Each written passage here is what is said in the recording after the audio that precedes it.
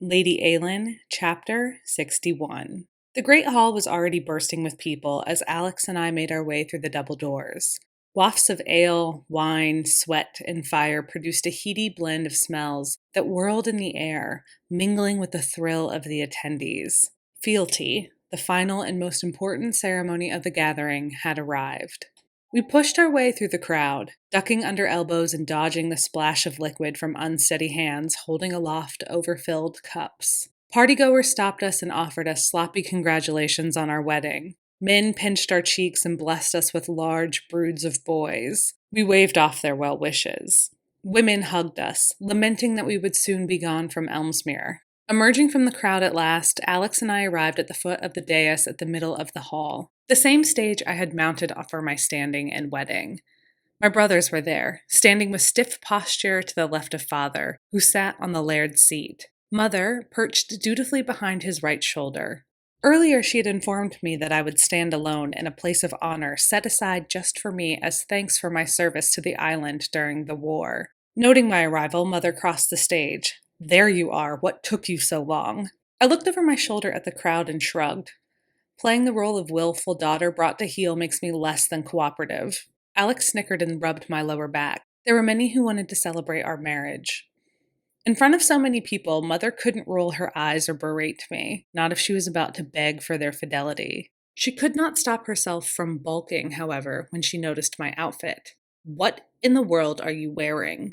I had spent yesterday tied up in Mother's idea of a proper wedding dress, a suffocating contraption of lace and so many bows that even Enos found it distasteful. For fealty, for my last appearance as a MacLeod, I had returned to my usual attire of pants, boots, and vest. "You could have worn the dresses I ordered for you," Mother said, looking at me with distaste. I smiled at her and waggled my left hand in her face, the gold band on my middle finger bright in the light. "You no longer own me," I sing-songed. "I'm Leslie property now." Her sour frown was worth my disgust at the remark. Despite working on the charter until well past lunch today, there still was no signed document. Elmsmere wasn't mine. Alex legally owned me, and I was about to lose my home. I imagined a rod of steel replacing my spine.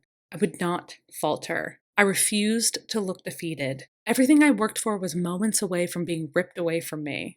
Mother pointed to a spot on the stage to mark with a charcoal circle downstage of the laird's seat. "Stand there and don't move. Don't fidget, just behave yourself." I smiled with all the sweetness I could muster.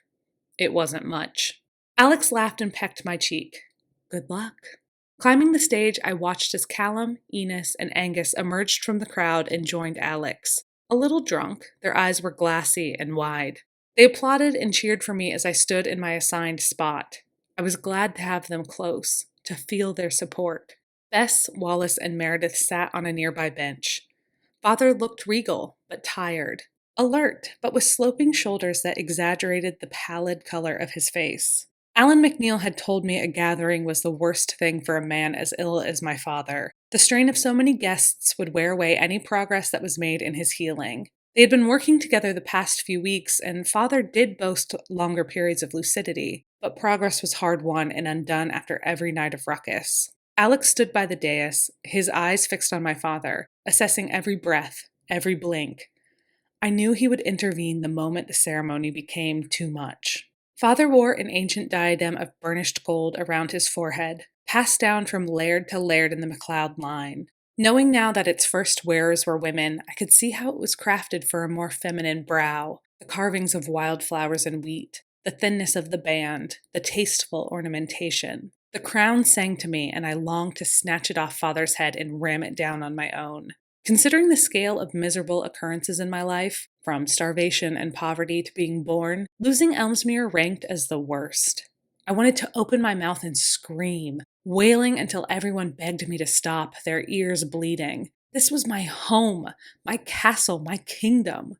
The clock chimed midnight, and the crowd came to a quiet murmur. Fealty was always sworn at this hour, and now the ceremony would begin. Trumpets sounded, the room settled into near silence.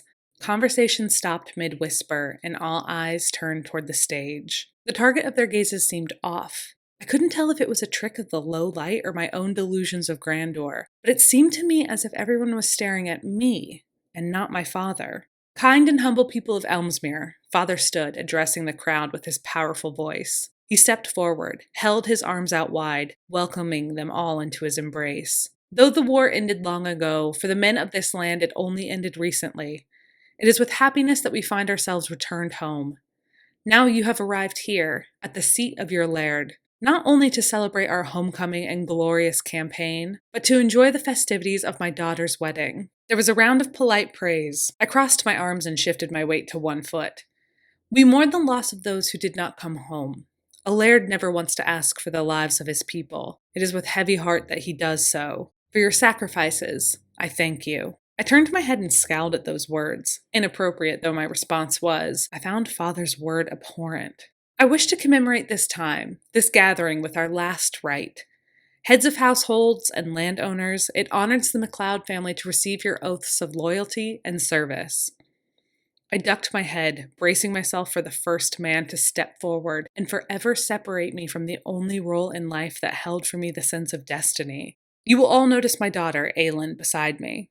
She has been the steward of you and your kin. She managed the running of this estate during my long absence. I would be remiss not to share my thanks for her service. The applause this time was robust and cheerful. Pockets of people hooted and hollered. Whistles and cheers bounced around the hall. I bowed to them, biting my lip to keep from crying.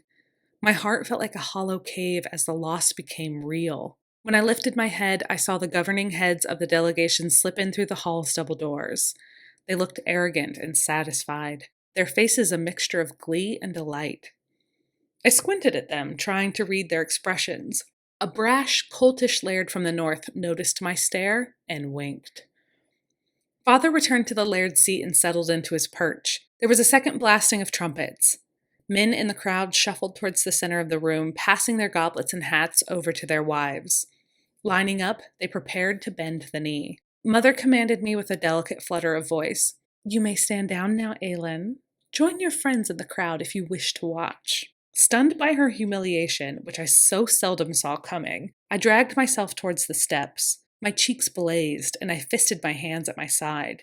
She had nerve, pushing me to the side like that, in front of all of those that cheered for me. Ronald McEverett, a farmer from the Midlands, was first in line. He owned some of the largest tracts of land on Elmsmere. During the war, his wife, Irene, had transformed them from somewhat successful potato fields to acres rich with golden wheat. The terrain and soil had been all wrong for potatoes, she informed me. She produced enough flour to keep half of Elmsmere provided with more bread than they knew how to consume. Before the army's return, she had begun a brewery to offset excess harvest. Ronald offered a shallow bow to my father. As my foot hit the first step on my ignoble descent, Ronald McEverett turned toward me and lifted his hands to halt me. His face was stricken with such impatience that I froze, standing in a limbo between the stage and the crowd. With utter disbelief, I watched as he knelt to the ground with his hand over his heart. On bended knees, he gazed up at me. Lady Eilean, he said, ducking his chin tight to his chest. I understand it is because of you my wife bought success and profit to my farm. You encouraged her to change crops when she suspected the soil would yield better to wheat. You sent laborers to ensure that she had hands enough to work the fields and educate her on the proper technique. I left for the war a successful man, but I returned to a wife far richer than a king. I owe you my deepest gratitude and everlasting loyalty. Cold sweat prickled across my back. My breathing came fast and shallow. I looked down at Ronald's bent head in bewilderment. Looking over my shoulder, I studied my parents. Mother looked livid. Father's expression was unreadable. My brothers stood in awe, their mouths open. Dragging my attention back to Ronald, I met his stare head on. No longer bowing his head, his eyes piercing. I promise you, Lady Eilean, that I will be a true and faithful subject. My word, my honor, my sword, my gold, and my life are at your command. Without sparing a moment to think of the implications, I nodded, accepting this pledge. Ronald stood and I offered him my hand. He kissed my knuckles and retreated into the crowd. A crowd I had forgotten was there. So silent and captive was their attention. Looking at their faces, I saw none of my surprise mirrored back at me. Everyone looked as if Ronald's vow was unsurprising and expected. Assuming it was a one-time fluke, I moved to step off the dais completely. Callum placed himself in my path. He beamed up at me with pride. Performing the same routine as Ronald, he bowed to my father before kneeling before me. "Callum," I said through a constricted throat, "you can't." "My most lovely, dear, and kind lady," he said, bowing low, his nose almost scraping the stone floor. "It is atypical, I know, for one laird to pledge fealty to another, but as I have already sworn oath to you, I doubt you will mind." My mouth pulled to the side with my amusement. "You sheltered me and nursed me. You provided food and comfort and lodging for men of the Northern Isles when you had nothing to spare. You commanded me and tasked me with building a new world. You pushed me to reconsider the traditions I accepted without questioning. I know of no one as upstanding, noble, or kind as you. Your heart is pure, dear Eilean. As a McKieran of the Northern Isles, as Laird Grant of Istamere, I pledge myself, my house, and my friendship to you for all time." Undone by his melodrama, I gave him the words he had always wished to hear. "Dear sir, I am happy to accept your proposal." Callum's head fell back and his laugh boomed. His body shook with amusement. I walked toward him and helped him to his feet, holding him as he found balance on his wooden leg. "Thank you," I whispered. "I don't think you're done yet," he suggested with a nod at the line forming behind me. Man after man approached the dais, bowed to my father, and fell to their knees before me. "Because of you, my children can read. No one in my family has ever had an education. Now my daughter wants to go to school on the mainland. Thanks to your gifts of money and carpenters, my wife could rebuild our house after the fire. My mother, Maggie, speaks so highly of you, lady. You nursed her back to health when our village was overrun with white fever. You gave my wife a small plot of land so she could provide for my family while I was away. I can only repay you by offering my allegiance. Miss, I guess, ma'am, it has been a blessing to work alongside you for the past 6 years. I hope our partnership can continue long into the future. Let me pledge myself to you." On and on the appeals came. I nodded and thanked every man who knelt before me. I accepted their vows and shared in their smiles and tears, heard their stories of hardships and success. 20 men swore fealty to me before Mother lost her composure. "They can't do this," she shouted, standing up from her throne and stomping her foot. Callum cleared his throat. "Yes, they can," Mother scoffed. "By what authority?" The 9 other governing heads of the delegation had made their way to the front of the hall. They stepped forward now. One held a thick stack of parchment tied together with twine and sealed with a red wax rosette. "Her own, for one," Alex said, gripping Callum's shoulder. They shared twin smirks of satisfaction. "Mine, if she needs it, but I doubt she wants it." "Pass," I said, allowing the moment to make me cocky. "Thought so," Alex confirmed with a nod of his head. "But also, authority has been granted by the new charter. Just finished. We only need Eilean's signature to make it official." Callum grinned, his black eyes flashing with mischief. "Theatrics," I growled under my breath, annoyed yet delighted. "What, women can be lairds now?" Mother asked with all the warmth of a dead fish. "What will she do, take her 20 pledged men and start civil war on Elmsmere?" A wizened old laird from the south stepped forward. "No." His brief answer caused Mother's face to fall. "There are special provisions regarding Elmsmere laid out in this charter, outlined, negotiated for, and given to your daughter." My heart stopped. All the air in my body left my mouth with a sharp whoosh. In my presence, I had heard no further argument on my demand since the morning of the standing. I assumed they had dropped the matter, but now... I gripped Alex's forearm to steady myself. "We, the delegation, because of concerns over the fitness of Malcolm MacLeod's ability to rule, grant Elmsmere independence from the Confederation of Islands on the stipulation that Lady Eilean MacLeod is named Laird and Steward. Queen, if you will," Alex suggested with profound lightness. Reactions to this proclamation buzzed through the crowd. I had done it. Really done it. The laird that had winked at me from the back of the hall handed me a pen. He held up an ink pot at the ready in his hand. "And what of my sons?" Mother said, pointing to where my brother stood off to the side. "Eilean gets to usurp their inheritance?" John stepped forward. We quit." He looked at Ian for confirmation. Ian snorted and shook his head. "We offer no contest to Eilean, Mama. We have all willingly abdicated our place in the MacLeod line. Let the rightful ruler take her place." Turning to my mother, I tried to reason with her. "I have no thoughts of removing you from your home. You, Father, my brothers, you are all welcome here. But we must be realistic. Father cannot rule. My brothers do not want to. Elmsmere cannot be without a rudder. Mother folded her arms across her chest, looking away from me like a pouting child. Father?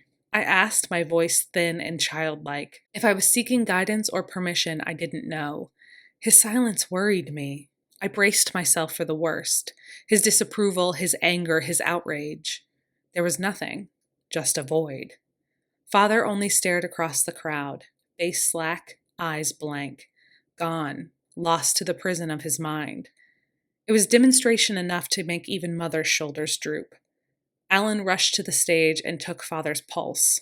I closed my eyes and nodded, pushing back my sadness at a man so wrecked. I turned back to the delegation, the page held open waiting for my signature. And all the other awful stuff, ownership clauses, the standing, I quizzed Callum, gone. Welcome to your new world, my dear. I found Enos, held her stare. This is for you. Tears ran down her cheeks and she dabbed an ineffective-looking lace hanky to her eyes. I signed my name above Callum's, and with a flourish became laird of an independent nation. There was a pregnant pause, the impact of the moment imprinting itself on everyone in attendance. Then, the sounds of celebration deafened me. I laughed at the exuberance, cried at my contentedness. My brother stepped off the stage and approached me. In a move that threatened to make me break down, they kneeled. Sister, Ian said, pushing up his glasses and looking severe, we pledge our life and loyalty to you, beg pardon for past grievances, and promise to be supportive, dependable allies throughout your reign. I never wanted to be laird anyway, Rupert grunted. I nodded, not trusting myself to speak. They stood and I rushed forward to embrace them all, cocooned by them. Surrounded by their strength and bulk, a fierce feeling of love and devotion bloomed in my chest. I won't change a thing. Not your titles or land rights or anything, I promised, looking each of them in the eye. We know, Robert said. But do we have to call you Queen? He asked, frowning. You do, I said pointedly. Let's not keep the laird from her business, Walter said. He jerked his head and turned me by the shoulders. I beheld the line of people, men and women, ready to swear fealty. Every single person in the hall rallied behind me. Alex escorted me to the top of the dais. I stood straight-backed and dignified, prepared to assume the role I had chosen, the responsibility I had embraced. I waved the next petitioner forward. And thus, my rule began. The end. Thank you so much for listening today. I hope you enjoyed the story. Subscribe to this channel and click the notification bell to be alerted when new chapters are updated. You can also follow me on Wattpad or Twitter at EGWwrites, where I will also share updates. As always, thank you for being a part of Eilean's journey. We are very glad that you're here. Until next time.